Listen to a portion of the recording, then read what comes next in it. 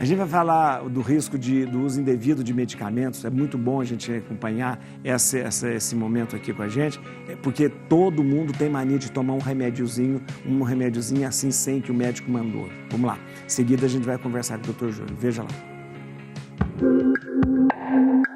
O que você faz quando se sente mal? Em vez de buscar um médico, algumas pessoas recorrem à automedicação ou à indicação de amigos ou atendentes de farmácia. E mesmo aliviando os sintomas aparentemente simples, o uso de medicamentos sem prescrição pode mascarar questões mais graves de saúde e trazer consequências para o organismo. Segundo a Organização Mundial de Saúde, metade de todos os medicamentos são prescritos, dispensados ou vendidos incorretamente. E entre os pacientes, metade deles também comete erros na utilização, como mudar a dosagem, não seguir o tempo de prescrição ou utilizar com outros remédios, e até mesmo com bebidas alcoólicas, colocando a eficiência dos tratamentos em risco. No Bendita Hora de hoje, vamos saber mais sobre o risco do uso indevido de medicamentos e como mudar hábitos para tratamentos mais efetivos e uma vida mais saudável. Com a gente é o Dr. Júlio Pereira. O Dr. Júlio Pereira, como eu disse, eu tenho uma admiração muito grande por ele, mas é um dos homens mais entendidos, um dos profissionais mais capacitados, um grande neurocirurgião. O Dr. Júlio tem o maior canal de neurociência do mundo, né? O canal no YouTube. Pode entrar lá chama Neurocirurgia BR, Neurocirurgia BR. Doutor, seja bem-vindo mais uma vez. Obrigado sempre pela sua solicitude. Sempre o senhor está aqui com a gente, é tão importante. O brasileiro, é verdade que o brasileiro tem o hábito de se automedicar? Outros povos também não têm esse hábito? Também? É muito comum. Eu brinco com meus pacientes e falo assim, brasileiro é muito prático. Então ele quer coisa rápida. Eu sou neurocirurgião, às vezes tem que se controlar, porque o paciente tem um problema na coluna, quer que você opere. Eu falo, não, tem que fazer reabilitação. A medicação é a mesma coisa. Se ele tem um remédio que ele vê que funciona, ele acha que encontrou a solução e toma. E eu falo, dor. E qualquer sintoma que a gente tem é um sintoma de alguma doença que está por trás, né? Sim. Eu até brinco, eu falo assim, o americano é avançado na questão de cuidado da saúde é seu. Você é responsável pela sua saúde. O médico é o facilitador. Mas o grande problema que a gente tem é quando a pessoa acha que ela sabe tudo da medicação. Isso. Eu não perguntei porque geralmente a gente tem as nossas farmácias são fartas, né? Perfeito. São fartas. Mas o americano também consome muita coisa em farmácia. Muito. Eu acho, talvez seja até pelo acesso à saúde ser mais complicado para eles, né? A indústria farmacêutica é uma das maiores indústrias do mundo, né? Então você tem automobilística, bélica e farmacêutica, né? E ela desenvolveu muita coisa que funciona. O grande problema é uma drogaria, né? Até o nome a gente coloca drogaria, a pessoa, ninguém tem medo de drogas, né? E era para o paciente também, ou a pessoa que se automedica, imaginar que aquilo foi desenvolvido, aquilo funciona, mas num contexto clínico. Vou dar exemplo para o senhor ter ideia e assustar como isso é relevante, né? Uma das principais causas que leva alguém a ter transplante hepático é por causa de uso indevido de medicação. A pessoa começa a usar, em especial na minha área, dor é líder nisso, né? Anti-inflamatório. Anti-inflamatório, né? Insuficiência renal por causa de uso indevido de anti-inflamatório. Pacientes, às vezes, hipertensos. Porque o que acontece? Eu estou com dor. Eu tomo um remédio tirador. Pronto. Só que se você não vai na causa, você começa a usar aquilo. Óbvio que não é você usando 3, 4, 5 dias. Tem paciente que usa meses, anos, remédio. E lá está escrito, não é para usar muito tempo. Não deve ser usado, né? E uma coisa que às vezes as pessoas não entendem, padre, mas é o seguinte. Quando você tem uma medicação, existem medicações que a própria Anvisa diz que a pessoa pode ir lá comprar sem receita médica. E é natural, isso acontece no mundo inteiro, né? Tem remédios que causam dependência, que são remédios que muitas vezes você precisa de uma receita médica e ela fica retida. Isso. E tem remédios que têm altíssimo risco da pessoa criar uma dependência e intolerância, que tem até aquela receita azul, o famoso tarja preta, né? Tarja preta, né? A maioria desses remédios são remédios até que a gente na neuro usa, né? Porque como mexe com o cérebro, tem um risco maior de dependência, né? Mas mesmo esses remédios que são liberados sem receita médica, e são, inclusive, esses que são mais comuns as pessoas terem problemas pelo uso indevido. Porque ela tem facilidade, então ela toma, ela compra. Ela toma. Tá. Ô, doutor, e olha que isso já foi restrito, porque antigamente a gente aqui no Brasil podia comprar antibiótico sem receita médica. Hoje tem uma restrição. Hoje tem uma restrição, porque começou a ter, para o senhor ter ideia, um problema mundial das bactérias ficarem resistentes aos remédios. Porque qualquer coisa era uma bactéria é um ser vivo, né? Se ela está muito exposta àquele antibiótico, ela começa a criar uma resistência para aquele antibiótico. Sim. E o antibiótico não funciona mais. E hoje tem um trabalho de conscientização até com a gente mesmo médico. Porque a lógica de todo mundo é assim, eu tô com a doença, eu vou tomar logo, o paciente até fala, me deu mais forte para matar essa bactéria. Tiro de canhão. Quero o tiro de canhão para eu não ter mais essa doença. O problema é que às vezes no seu corpo aquilo vai criar uma tolerância. Então não há tiro de canhão, você tem que ser preciso, dar o antibiótico que precisa. Remédio é a mesma coisa, o paciente, tô com a dor insuportável, me deu mais forte que você tem. Não é o mais forte, é o adequado para aquilo, a gente faz como se fosse uma escadinha. Vai no questão da dor é uma coisa complicada, porque o negócio da dor, muitas pessoas ficam dependentes, o remédio de dor deixa pessoas dependentes, a gente já teve casos. Isso, pra você ter ideia, por exemplo, enxaqueca ou dor de cabeça, é muito comum a gente ver pacientes, 15% da população então é muito frequente, a pessoa começa a tomar tanto remédio que ela modifica, ela deixa de ter um tipo de dor e se torna uma dor que a gente chama induzida pela medicação. Induzida? Então o médico começa a provocar dor? Provocar. Pra você ter ideia, a gente não pode tirar nenhum remédio de uma vez, porque o corpo da pessoa criou tanta dependência, que nem faz com drogas mesmo, droga, né? É verdade. Você tem que tirar aos poucos e para a pessoa melhorar. Doutor, quanto que a automedicação pode ser perigosa? Pode levar à morte? Pode levar. O que acontece? Você tem que pensar o seguinte, todo mundo no nosso dia a dia, minha mãe fazia isso, o senhor devia fazer, dá a medicação para o filho, né? O que você tem que ter é uma orientação básica. O médico dizer, se tiver tal e tal sintoma, não tem problema dar dipirona, dar o paracetamol, dar o remédio para dor, né? O grande problema é justamente quando a pessoa acha aquilo tão natural que vai dando de forma crônica. Ou pega o remédio controlado da vizinha, que é o mais grave. Esse é o pior, porque deu certo para mim, perfeito, pode usar para você. O mais que a gente vê, o que é mais arriscado, são os remédios mais prescritos, são os remédios de auxílio para dormir. Eu sei que seu público, grande parte é da terceira idade. É verdade, e é um perigo esse, né? E todo mundo tem uma receitinha, né? Agora, todo mundo, minha família tem grupo de WhatsApp, eu brigo com um, brigo com outro, então eu falo para todo mundo. Saúde, você tem que entender como funciona para condenar. Mas acontece, eu sei que acontece isso, né? Então o que acontece? A pessoa está com dificuldade de dormir, a irmã. Aí a outra, tome aí e tal, que você vai... Eu tô tomando Rivotril, toma umas gotinhas. Toma umas gotinhas, Rivotril, diazepam, né, os benzodiazepínicos. E a pessoa não sabe a lógica do remédio e às vezes ele vai criando tolerância e vai aumentando a dose. Por isso que vai aumentando a dose. Isso. Por isso que a pessoa fala assim, agora eu tomava 5, agora eu tomo 10 gotas, e não tá adiantando. Isso. E às vezes o que eles fazem, tem até paciente que eu brigo, fala, doutor, mas o médico mesmo que passou. O que é que o paciente faz? Ele começa a tomar que a tia deu, aí chega no outro médico e diz, eu já tomo esse remédio. Aí o médico acha que ele vai voltar, nunca mais aquele paciente volta, ele pega uma receita e vai depois para outro. Então, agora, isso é uma coisa importante que o doutor está falando, porque os médicos às vezes trabalham com a informação que o paciente dá. Tem que confiar. Ele chega lá e fala assim, às vezes a pessoa nem está ela dorme tão pouco, mas ela chega pro médico e fala, não estou dormindo nada. Isso mesmo. O médico vai achar o quê? Ele toma insônia, que é uma coisa... Eu falo assim, que naturalmente, quando você envelhece, vai ter uma mudança do seu sono. Então isso é natural. Insônia, para você ter ideia, alguns falam que é 15, 20% da população tem. E se você for pensar durante toda a sua vida, todo mundo vai ter. Né? Então você tem que ter muito cuidado com esse tipo de medicação. Mas eu me preocupo também, padre, com esse remédio que você pega, tem combinados, né? Eu falo com o paciente que tem um misto. A indústria é maravilhosa, que revolucionou e a gente vive muito por causa do antibiótico e de tudo, né? Isso. E tem um lado ruim, porque tem muita propaganda na televisão e bota aquele aviso no finalzinho. E aí o paciente acha que aquilo é muito tranquilo, porque ele vê uma foto gigantesca, bonita, que a pessoa ficou boa e voltou à vida normal.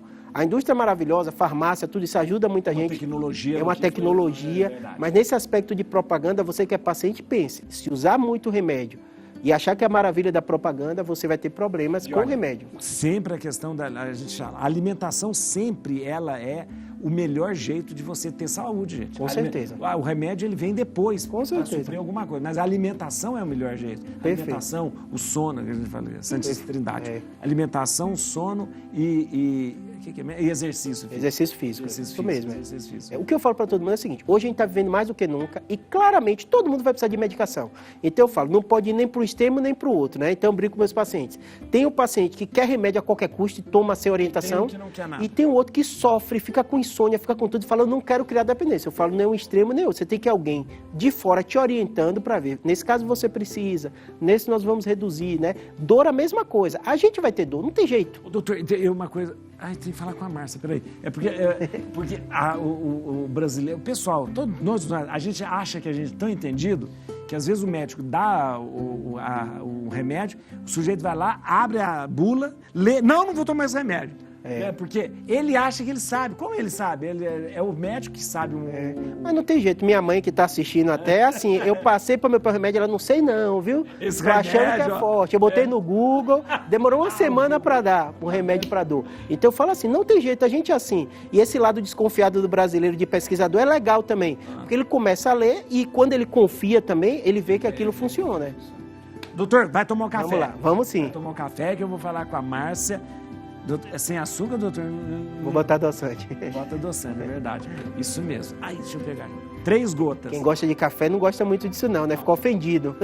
Eu fico ofendido quando as pessoas vêm aqui falar, eu tomo café só sem açúcar. Porque eles se sentem superiores do Instituto a nós. Sabia? Eles acham assim, eu consigo tomar café e você não. Tira o sabor, né? Diz que tira o sabor. Tira. Doutor.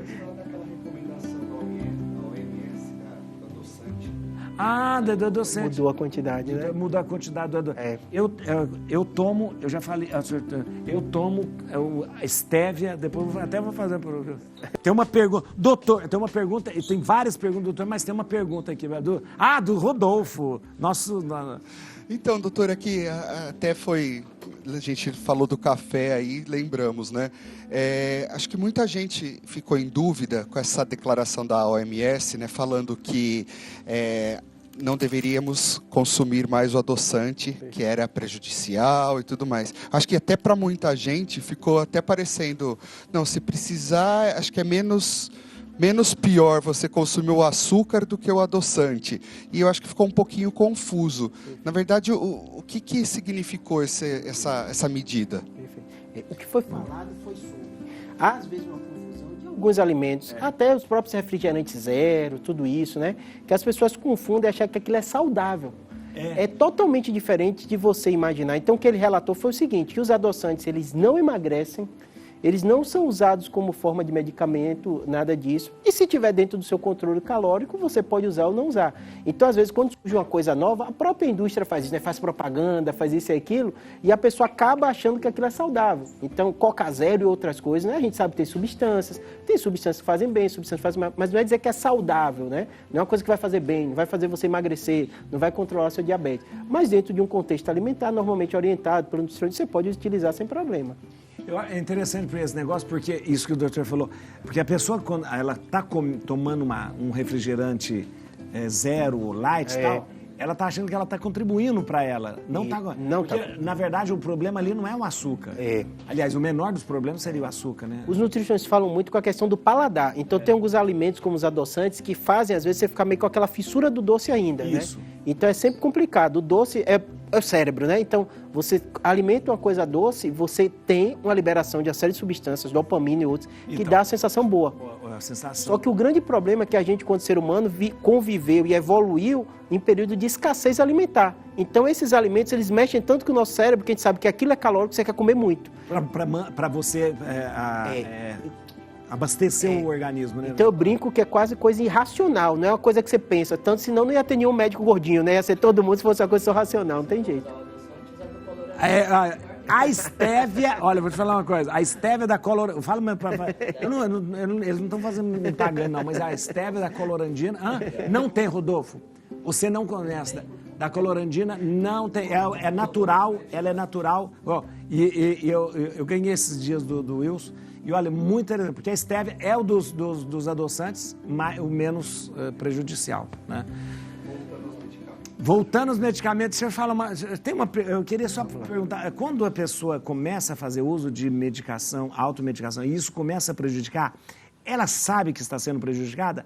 Ou tem alguns sintomas, sinais, alergia, ou então mal-estar, alguma coisa, sabe? Normalmente não.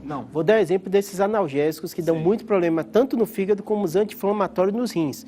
O paciente vai usando aquilo e normalmente melhora a dor que ele está sentindo, mas começa a prejudicar outro órgão. Normalmente, nossos órgãos, ele tem uma reserva funcional muito grande. O que é a reserva funcional? Se você perder 20% dos seus rins, você vai continuar vendo bem. Tanto que pode tirar um rim, doar para outro, então é possível. Só que aquilo vai prejudicando e no longo prazo, às vezes o paciente chega a ter uma insuficiência renal para aí começar a ter sintoma.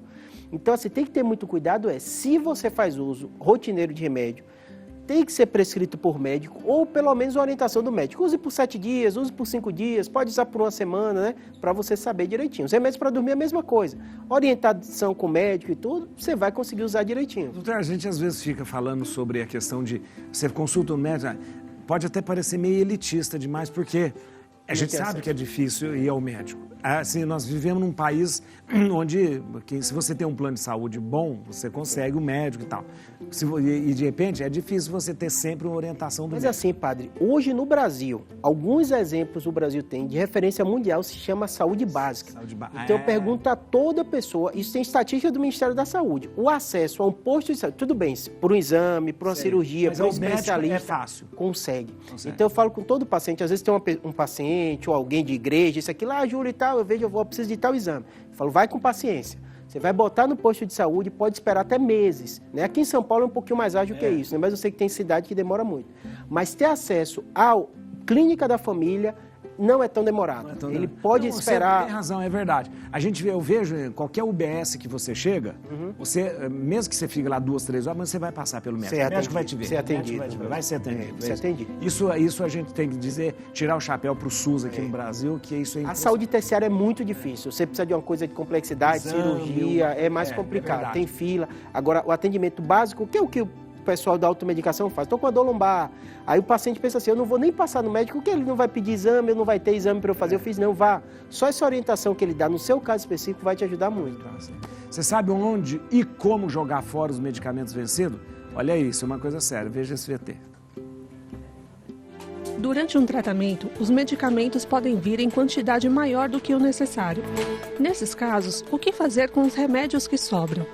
Cerca de 20% dos medicamentos utilizados em todo o mundo são descartados de forma incorreta, como no lixo comum, pia, vaso sanitário ou ralo, o que é terminantemente proibido de se fazer. O ideal é que sejam entregues em uma das unidades do Sistema Único de Saúde, nas farmácias que fazem esse tipo de coleta ou mesmo para vigilância sanitária. Caso não sejam destinados adequadamente, esses remédios causam poluição química, trazendo prejuízos para todo o meio ambiente. Então, fique ligado, faça sua parte e contribua para um planeta mais saudável. Isso é um problema. Eu tô falando, doutor, esse negócio aqui no Brasil, a gente compra uma caixa de remédio, o médico manda a gente usar. Semana passada, o médico receitou um remédio para mim, Algenio, não sei o quê. Aí veio 15. Ele falou, você só pode tomar 5 dias. É um ibuprofeno bem forte, né? Aí ele custou R$52. Cara, 52. Depois 52. Eu vou jogar fora o remédio. Isso é uma coisa aqui no Brasil a gente não tem venda fracionada de remédio. Isso é problemático. Eu falo com todo mundo assim, o remédio da farmácia, né, esses que são de marca, ele tem a grande vantagem de ter o selo, né? Então tem a vantagem, né? Mas tem às vezes essa desvantagem de quantidade, né? Eu falo muito para o paciente para perguntar, porque às vezes, hoje em dia, até uma lei, mas às vezes a gente médico falha nisso, que você tem que botar o nome sem ser o comercial. Genérico, né? Claro que existem situações que até eu mesmo passo em específico se o paciente já se deu bem com aquela medicação, se funcionou melhor para uma crise, mas no geral a gente usa o nome genérico. E você perguntar, porque às vezes um laboratório tem uma quantidade maior, outro menor. Doutor, esse negócio ele falou um negócio de vencido. Eu sou mestre para tomar remédio vencido, eu não ligo muito para... É perigoso? É perigoso. Tem duas coisas, padre, que... Não, muito vencido, assim, não de um ano, tá? Mas tipo assim, 2 meses, 3 meses eu tomo. Porque o que acontece? Muita gente fala isso, é que nem com alimento e tudo. Existe um padrão de avaliação. Tem gente que fala assim, tá vencido, mas dá. Aquele padrão é pela segurança. Claro que tem uma margem de segurança, mas é muito arriscado, porque tem a questão de conservação, tem a questão se foi... É que nem, padre, que acontece muito comigo, né? Eu passo, às vezes, medicações são muito caras, às vezes o paciente usou por um tempo e fala, doutor, sobrou. Ou eu fiquei muito bem, deixa aí para o próximo paciente feito. Legalmente não pode. Não pode. Você não pode, porque assim, tem a questão de como foi armazenado, de onde veio aquilo, né? Tem lote. Então eu falo para o paciente, até entendo o bom coração, né? De doar, de fazer. Às vezes tem grupos de WhatsApp, de pessoas que falam. No meu canal, divulga. Eu falo, não pode. Ele está falando uma coisa séria. Antigamente, a gente podia receber na igreja remédios e a gente distribuía. Foi proibido. É proibido. A gente até recebia, fazia uma farmacinha na igreja para as pessoas vinham pegar. Isso, Foi proibido. A gente não pode fazer mais isso, porque você não tem um farmacêutico ali. Você não tem um farmacêutico, você não sabe como foi o armazenamento, não sabe se é aquilo mesmo, né? Se é aquilo, é verdade. Não pode... Às vezes eu recebo muito remédio lá na paróquia, um remédio que sobrou, que o senhor falou, sobrou, a pessoa às vezes está fazendo um tratamento, morreu e tal, mas aquilo, nós não podemos... Teve um paciente meu que falou que eu achei interessante. Eu falei, doutor, essa coisa de hospital e médico é muito rígido. Aí ele brincou, fez aqui no Brasil, quem criou o hospital e organizou foi padre militar. Foi. Então é cheio de regra mesmo. É verdade, mas é tem verdade. que ter regra, né? Regra dessa segurança pra gente, né? Verdade. A gente vai para o intervalo, mas o doutor Júlio não vai embora. Pior que eu fiquei com um monte de perguntas aqui para fazer, vou misturar tudo nas outras. O doutor Júlio não vai embora, a gente vai falar sobre doenças cerebrais, tá bom? Fica aí, vai mandando sua pergunta também, entra no canal do YouTube nosso aí, o nosso canal do YouTube, tá ao vivo o programa, e vai mandando sua pergunta aí. Rapidinho a gente volta.